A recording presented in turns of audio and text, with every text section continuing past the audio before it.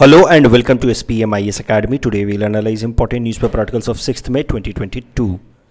Please note you can download the PDF version of today's newspaper analysis by clicking the link given in the comment section, and you can also join our WhatsApp group through the link given in the description section for more study materials. This is the list of the topics that we will be covering from today's newspaper. The first article is about Delimitation Commission of Jammu and Kashmir, and this topic is important from our syllabus GS paper 2 Indian polity point of view. क्या होता है delimitation commission, पहले वो समझते हैं और उससे भी पहले समझते हैं कि क्या होता है डीलिमिटेशन. तो delimitation is an act of redrawing boundaries of Lok Sabha and state assembly seats to represent change in population. सरल भाषा में कहें तो आपको पता है, जैसे देखिए ये हमारा स्टेट आसाम, हमारे स्टेट आसाम में 14 लोकसभा कॉन्स्टिट्यूएंसीज़ हैं.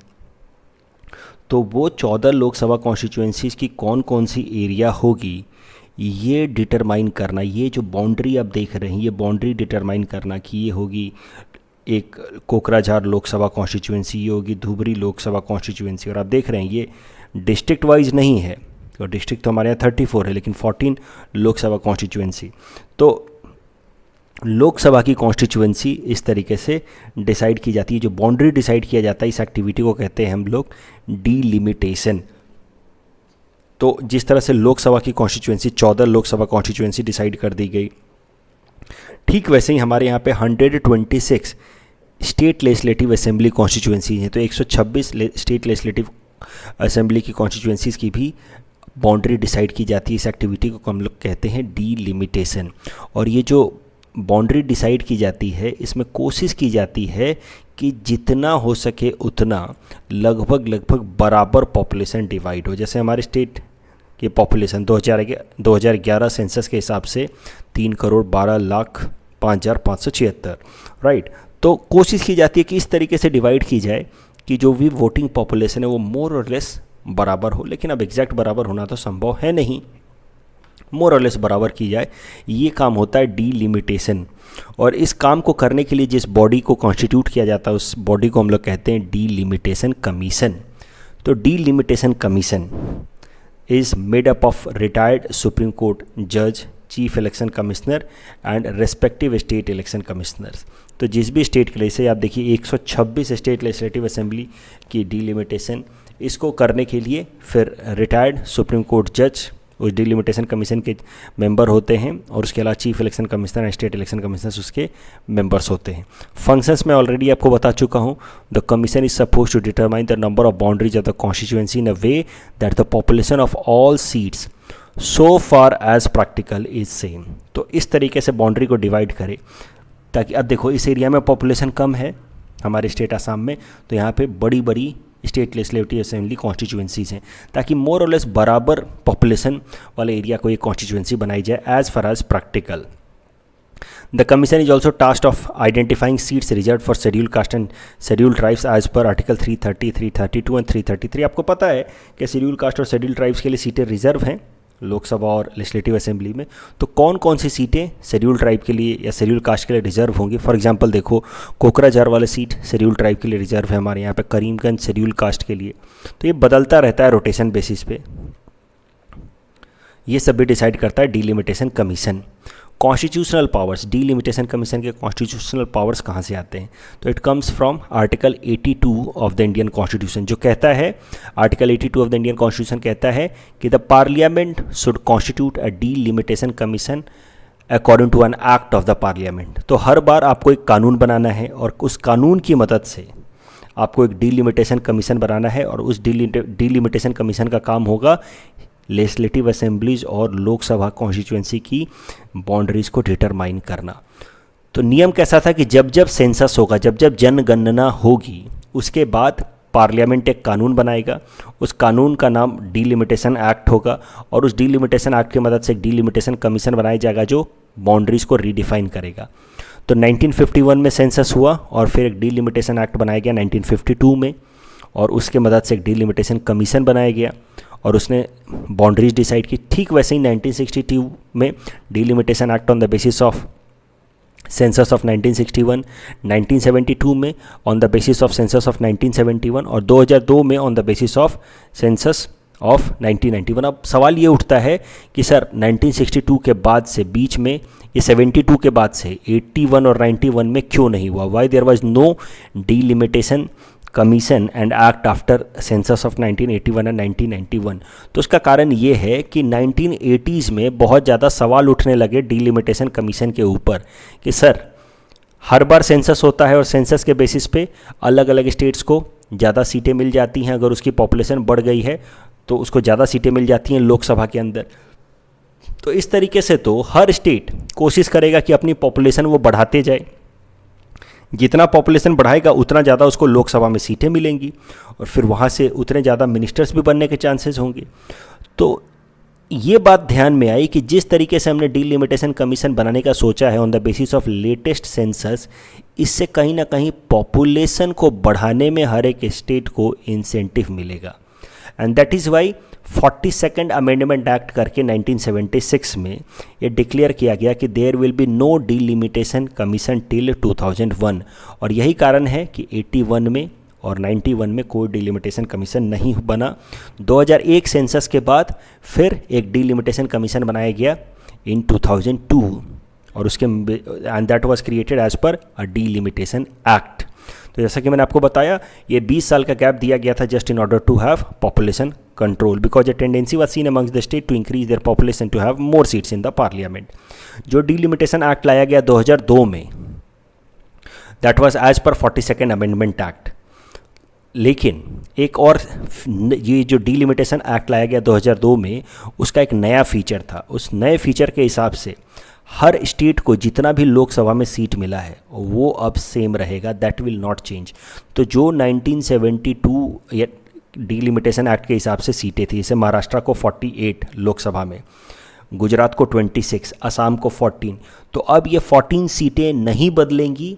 अब पॉपुलेशन के बेसिस पे खाली एक स्टेट के अंदर इंटरनल एडजस्टमेंट बदलेगा। आई होप आप ये मुद्दा समझ रहे हैं जो मैं कहने की कोशिश कर रहा हूँ। पहले कैसा होता था कि सेंसस हुआ और सेंसस के हिसाब से जिस स्टेट की पॉपुलेशन बढ़ गई उस स्टेट को ज़्यादा सीटें दे दी गई लोकसभा में। तो इसके खिलाफ फिर 1976 में 42nd अमेंडमेंट एक्ट लाया गया। बोला गया कि अब से 20 साल तक कोई इस तरह का काम नहीं होगा, कोई भी डीलिमिटेशन कमीशन नहीं होगा। तो फिर डीलिमिटेशन कमीशन बनाया गया 2002 में 2001 सेंसस के बेसिस पे। लेकिन 2002 वाला जो डीलिमिटेशन कमीशन बनाया गया था with help of delimitation act of 2002, उसको बोला गया कि सर देखो, हर स्टेट को जितना लोकसभा सीट है वो फिक्स रहेगा।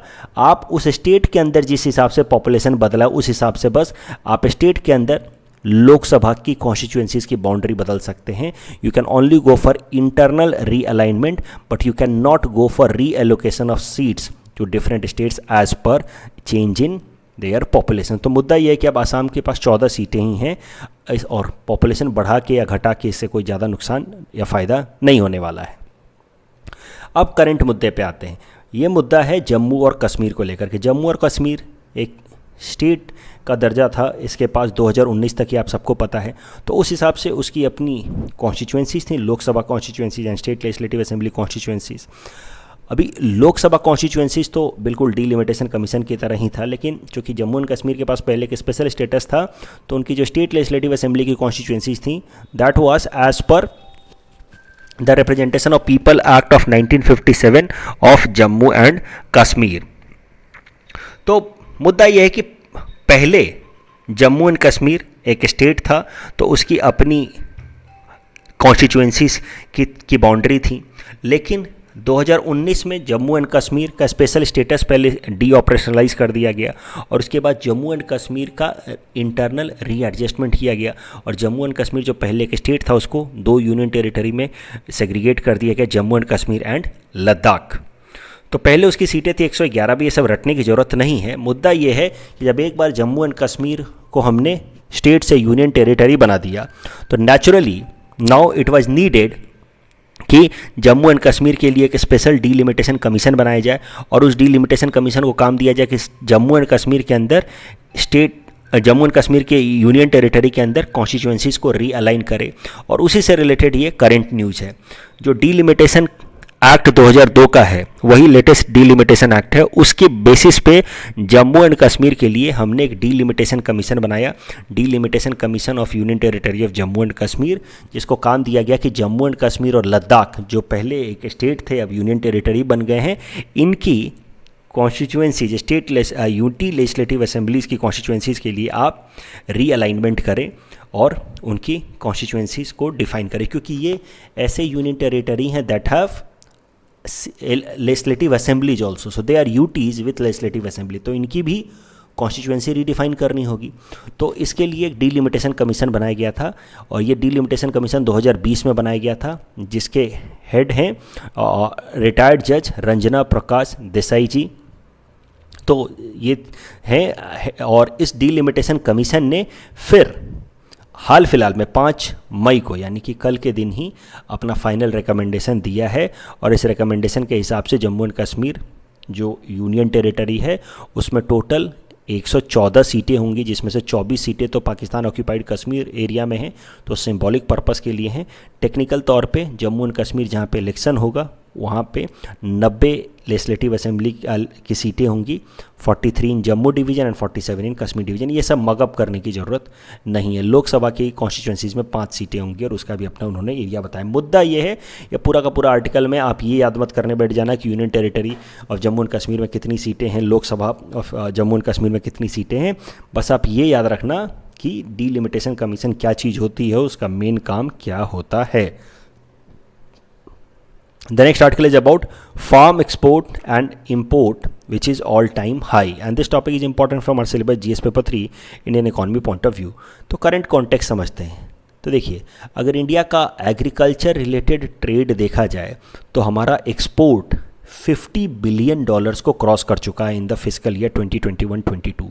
$50.27 बिलियन का हमने एक्सपोर्ट किया है in the last physical, which is all time high. अब देखिए तो पिछले कुछ सालों के, इनफैक्ट अभी तक का हाईएस्ट एक्सपोर्ट हमने 2021-22 फिजिकल ईयर में एग्रीकल्चर फील्ड में एक्सपोर्ट किया है। लेकिन साथ ही साथ इंपोर्ट भी काफ़ी बढ़ गया है हमारा।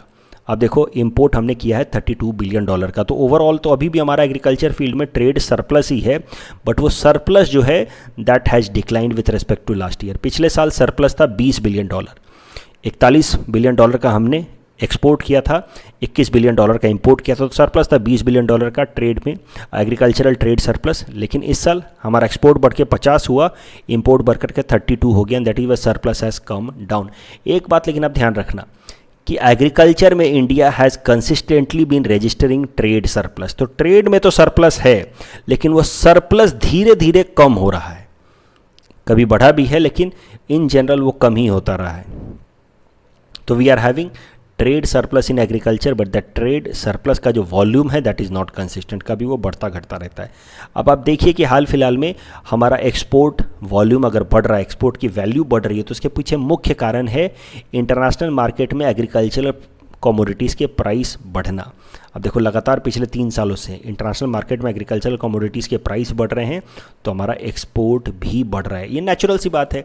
आप मान लीजिए पहले भी 10 kg वीट एक्सपोर्ट करते थे, लेकिन इंटरनेशनल मार्केट में प्राइस था ₹10, तो आप कमा रहे थे ₹100।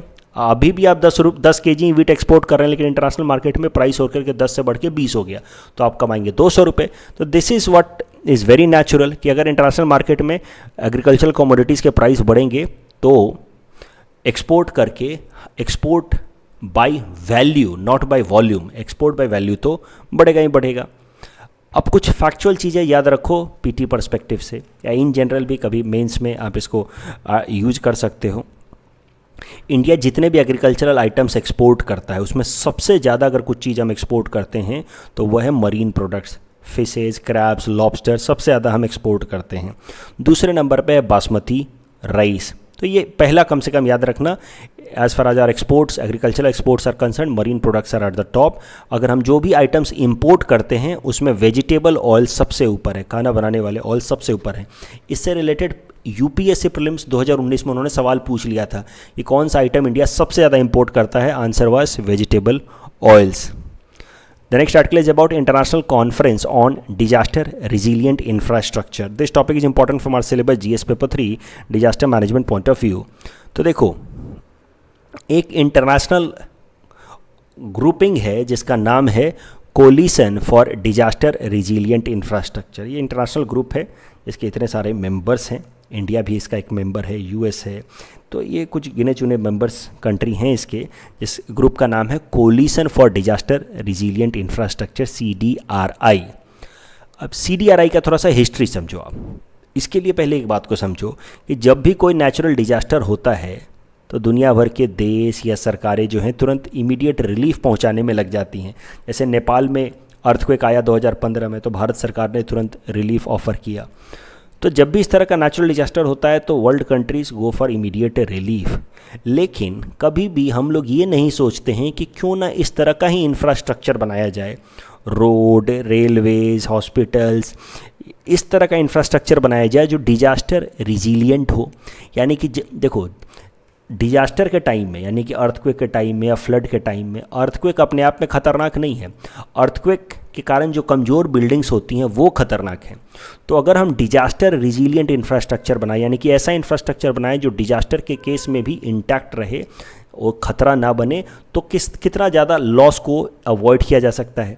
सो इस कॉन्सेप्ट पे कोई काम नहीं करता है। डिजास्टर हो जाता है, उसके बाद इमीडिएट रिलीफ में हम काम करते हैं, लेकिन जब नॉर्मल टाइम में हम डिजास्टर रिजिलियंट इंफ्रास्ट्रक्चर बनाने पे काम नहीं करते हैं। इसी आइडिया को पिच किया हमारे प्रधानमंत्री नरेंद्र मोदी जी ने 2019 में यूनाइटेड नेशन का एक कॉन्फ्रेंस चल रहा था, United nation climate action summit. तो 2019 सितंबर 2019 में United nation climate action summit में हमारे प्रधानमंत्री नरेंद्र मोदी जी ने प्रपोज किया कि भाई क्यों ना डिजास्टर होने से पहले ही हम डिजास्टर रिजिलियंट इंफ्रास्ट्रक्चर बनाएं। और इस आइडिया से इंस्पायर होकर के दुनिया के कुछ देशों ने एक ग्रुपिंग बना ली, coalition for disaster resilient infrastructure, जहाँ पे अब हम लोग इन्फॉर्मेशन शेयर करते हैं कि कैसे डिजास्टर रिजिलियंट इंफ्रास्ट्रक्चर बनाया जा सकता है। और यहीं से शुरुआत हुई है 2019 में United nation climate action summit में प्रधानमंत्री नरेंद्र मोदी जी के स्पीच से ही शुरुआत हुई है formation of collision of disaster resilient infrastructure. इतने सारे देश इसके मेंबर हैं, इतने सारे इंटरनेशनल ऑर्गेनाइजेशंस इसके मेंबर हैं। अभी सेंडाई फ्रेमवर्क की माने डिजास्टर से रिलेटेड एक इम्पॉर्टेंट फ्रेमवर्क है Sendai framework. I hope disaster से रिलेटेड पहले आपको CDRI के बारे में समझ आ गया क्या है। अब जरा समझो सेंडाई फ्रेमवर्क। ये एक इंटरनेशनल अग्रीमेंट है related to disaster. Sendai framework कहता है कि every $1 spent in disaster risk reduction leads to gain of $7।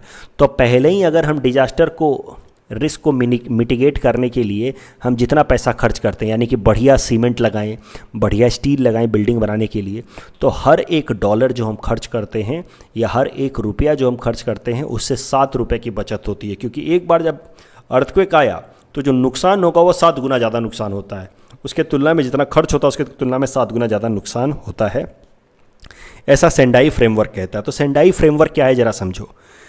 अभी यूनाइटेड नेशन की एक कॉन्फ्रेंस है, United Nation conference on disaster reduction. ये United Nation world conference on disaster reduction में 2005 से लेकर के 2015 तक पूरे दुनिया भर में डिजास्टर रिलेटेड इम्पैक्ट्स को कम करने के लिए, मिटिगेट करने के लिए एक फ्रेमवर्क डेवलप किया गया था जिसको हम लोग कहते हैं ह्यूगो फ्रेमवर्क। अभी 2015 में ह्यूगो फ्रेमवर्क तो लैप्स हो गया, तो इसी फिर United Nation world conference on disaster reduction में फिर हमने ह्यूगो फ्रेमवर्क को रिप्लेस करके ले आए सेंडाई फ्रेमवर्क। सेंडाई फ्रेमवर्क एक इंटरनेशनल अग्रीमेंट है जो नॉन बाइंडिंग नेचर का, यानी कि जो भी देश इसके मेंबर हैं उनको कोई ज़रूरी नहीं है कि वो माने ही। Sendai framework for disaster reduction is applicable from 2015 to 2030। Sendai framework will apply to the risk caused by natural और मैन मेड हजार्ड्स, जैसे कि मैन मेड हजार्ड में मान लीजिए फायर हो जाएगा, as well as environmental, technological and biological hazards. Biological hazards में जैसे कि PPE किट्स को ठीक तरीके से डिस्पोज ना करना, ये सब हो जाएगा। तो मैं फिर से बता रहा हूँ, एक बार अभी तक रिवाइज करा देता हूँ। प्रधानमंत्री नरेंद्र मोदी जी ने 2019 में United nation climate action summit में भाषण दिया, कहा कि हमें कोलिशन डिजास्टर रिजिलेंट इंफ्रास्ट्रक्चर होना चाहिए। उसके बाद ये ग्रुपिंग बन गई। एक बात तो ये बताई मैंने। दूसरी बताई मैंने सेंडाई फ्रेमवर्क कहता है कि ₹1 अगर हम डिजास्टर रिस्क रिडक्शन पे खर्च करते हैं तो ₹7 बचा लेते हैं। तो सेंडाई फ्रेमवर्क क्या है? तो सेंडाई फ्रेमवर्क के लिए मैंने आपको बताया कि United Nation world conference on disaster reduction, ये एक अलग चीज़ है। इसकी इसके अंतर्गत पहले हमने एक ह्यूगो फ्रेमवर्क, एक इंटरनेशनल कन्वेंशन बनाया था ह्यूगो फ्रेमवर्क, उसको रिप्लेस करके लाए 2015 से 2030 तक में सेंडाई फ्रेमवर्क, जो एक इंटरनेशनल अग्रीमेंट है अंडर दिस कॉन्फ्रेंस, जिसका मेन काम है कि इतने तरह के natural, man made, environment, technological disasters का जो भी इम्पैक्ट है उसको कम किया जाए। तो अगर सेंडाई फ्रेमवर्क और डिजास्टर रिस्क रिडक्शन की बात की जाए तो इसमें किन किन चीज़ों पे फोकस किया गया है? फोकस किया गया है इन चीज़ों को घटाने पे, जैसे कि substantially reduce global disaster mortality, तो मरने वालों की संख्या कम की जाए डिजास्टर के कारण, substantially reduce number of affected people, reduce the direct income loss in the relation to global GDP, तो माल और जान मान की हानि, इन सबको कमी की जाए डिजास्टर के कारण, substantially reduce disaster damage to critical infrastructure and disruption of basic services, तो ये सब घटाना है। क्या बढ़ाना है?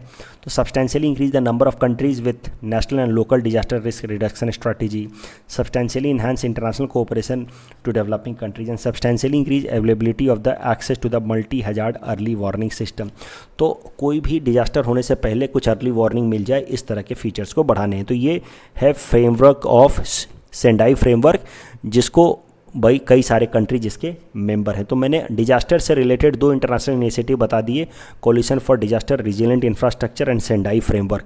ये जो करंट न्यूज़ है that is related to coalition for disaster resilient infrastructure. ये coalition for disaster resilient infrastructure में जितने सारी ये कंट्रीज़ हैं वो हर साल एक कॉन्फ्रेंस करते हैं।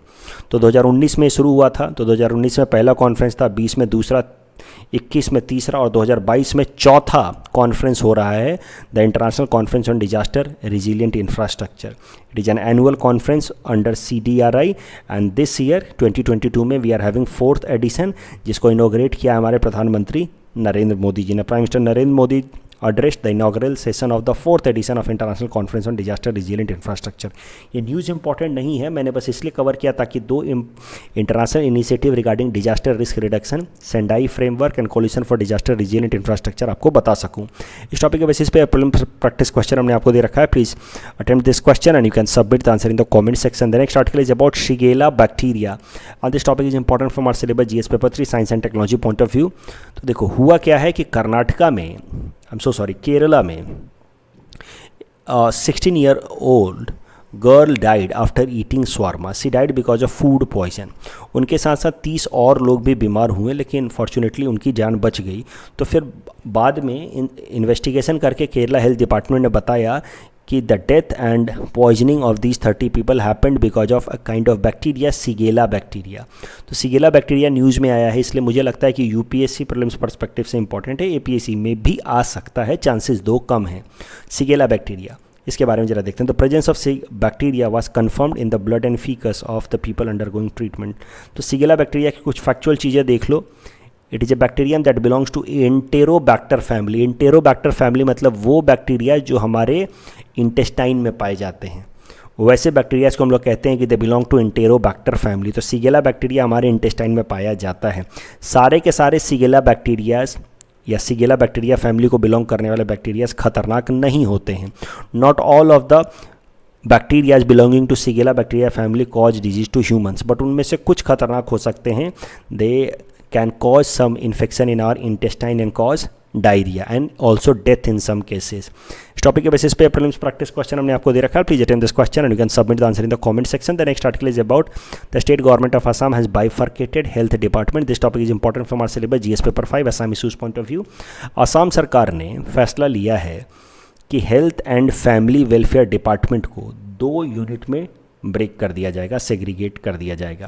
वो 2 यूनिट होंगे। अब Assam health and family welfare department will be Assam and health family welfare department, और दूसरा होगा medical education and research department. दोनों का अलग अलग अपना काम होगा। तो कैसे इस्तेमाल करें, हो सकता है आपसे PT में हाल फिलहाल में पूछ ले कि असम सरकार ने हेल्थ से रिलेटेड ये जो health and family welfare department को कितने पार्ट में डिवाइड किया था, ये PT में पूछ सकता है APSC। मेंस में अगर आसाम के अंदर हेल्थ इंफ्रास्ट्रक्चर को इंप्रूव करने के लिए असम सरकार ने हाल फिलहाल में क्या क्या स्टेप्स लिए हैं, तो उसमें से एम्स वगैरह अंडर प्रधानमंत्री स्वास्थ्य सुरक्षा योजना, वो सब जो मैंने कुछ दिनों पहले बताया था वो तो लिखोगे ही आप। ये भी लिख सकते हो कि हाल फिलहाल में हेल्थ सेक्टर को फर्दर स्ट्रीमलाइन और करने के लिए, एफिशिएंट बनाने के लिए असम सरकार ने हेल्थ सेक्टर को, health department, health and family welfare department को 2 भाग में सेग्रीगेट कर दिया। ये मेन्स में आप लिख सकते हो as a reforms brought in health sector in Assam. इस टॉपिक के बेसिस पे प्रीलिम्स प्रैक्टिस क्वेश्चन हमने आपको दे रखा है। Present this question and you can submit the answer in the comment section. कल जो हमने प्रैक्टिस क्वेश्चन दिए थे situation in which the rate of inflation falls over a period of time, it is known as disinflation. And कौन कौन से situation में inflation हो सकता है? तो डिमांड सप्लाई गैप से इन्फ्लेशन हो सकता है, एक्सेस सर्कुलेशन ऑफ मनी से इन्फ्लेशन हो सकता है, लेकिन इंक्रीज इन टैक्स रेट से इन्फ्लेशन नहीं होगा because it is a contractionary fiscal policy. तो correct answer will be option B 1 and 2 only. Medical pregnancy act of 2021 के हिसाब से 20 वीक्स तक प्रेगनेंसी में टर्मिनेशन अलाउड है विद कंसल्टिंग 1 डॉक्टर. 24 वीक्स तक टर्मिनेशन अलाउड है by consulting 2 doctors. So second statement is wrong. And Venus is the hottest planet in our solar system because it is closest to the sun. This is wrong. पहला statement सही है, दूसरा गलत है. So the correct answer will be option C. And National Green Tribunal, it does not educate Wildlife Protection Act of 1972. तो पहला statement गलत है. And India is not first country in the world to have a specialized environmental tribunal. So both statements are wrong. So correct answer will be option D. That's all from our side for today. Thanks for watching.